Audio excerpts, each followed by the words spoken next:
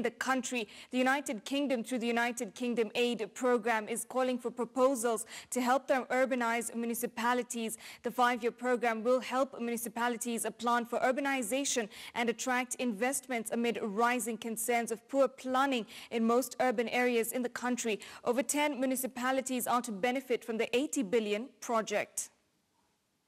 So the UK wants to help Kenya get rich and develop and create opportunity.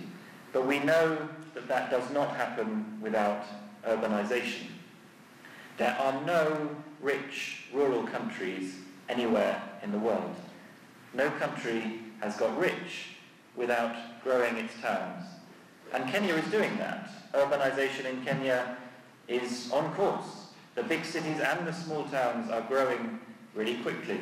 By 2030, half of Kenyans will live in towns and cities. Our urban centers are poorly planned, and that is because we have not demonstrated fidelity to planning.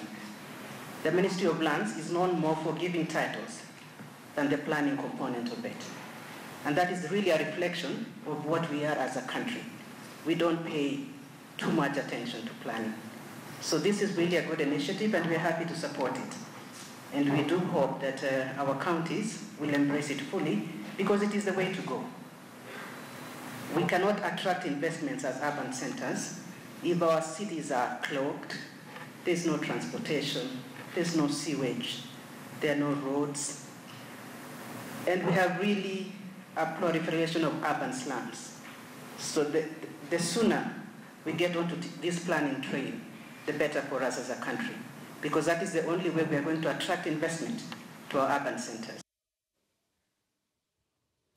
Now, 10 years ago, Catherine Kariuki joined the pastry chef business to bring change in her life. Her love for pastry led her to travel to Dubai and then back to Kenya.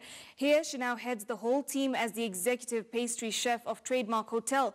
Julie Owino has more in today's Women and Business.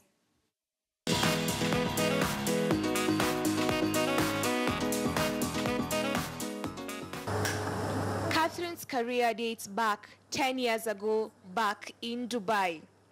Growing up, she learned the foundation skills from her mother, who also know her way around pastries. I was told by a colleague that they're looking for a pastry chef. So I tried my luck, and here I am. I always watched my mom cooking, so I would help her, especially like baking the cupcakes and the muffins. I would try, and I was like, yeah, I can do this. It's always perceived by many that life outside Kenya is easy, especially in Dubai. This often leads to rational decision-making, which in turn leads to regrets. She confirms life there is not a bed of roses. This greatly influenced her decision to come back and settle in Kenya. You need to sacrifice a lot in terms of putting in a lot of hours, and besides you loving what you do, you need to sacrifice a lot because there's a lot of pressure, long hours, so you have to be on your toes. Catherine operates between 2 hotels, a move that has given her an opportunity to interact with different guests over time. Just like any other profession, being a pastry chef comes with its challenges. Pastry, it's an art. So you need to come up with new ideas every day. And also, when it comes to managing the team, you need to know how to handle different people, because like sometimes you get people who are moody, others are angry. So you just need to know how to handle them, at least to create a conducive environment. As a pastry chef, this has not changed her life as such. She says the only thing she's learned is to be tough and patient due to the role she was given when she came back to work in Kenya. Her motto is, as long as the job is done. Challenges, I would say long hours. So you need to sacrifice like really a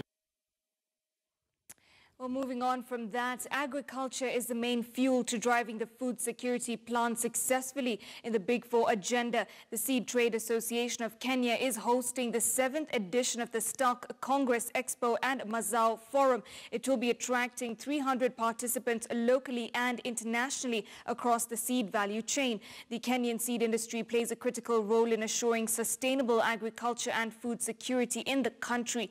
This year, the forum is looking to facilitate a business in quality seed through technological innovation and an enabling environment. We make them available, and in forums like this, I'm sure if you went through the stands, you would have seen a number of players putting to the farmers the latest technologies that are coming out of research. The government introduced VAT on vegetable seeds. The government recently introduced VAT on fuel and on pesticides. The net effect of that is, in our estimate now, the cost of seed production and the general cost of production is going to go up 40%. We must make the seed available at, at an affordable price.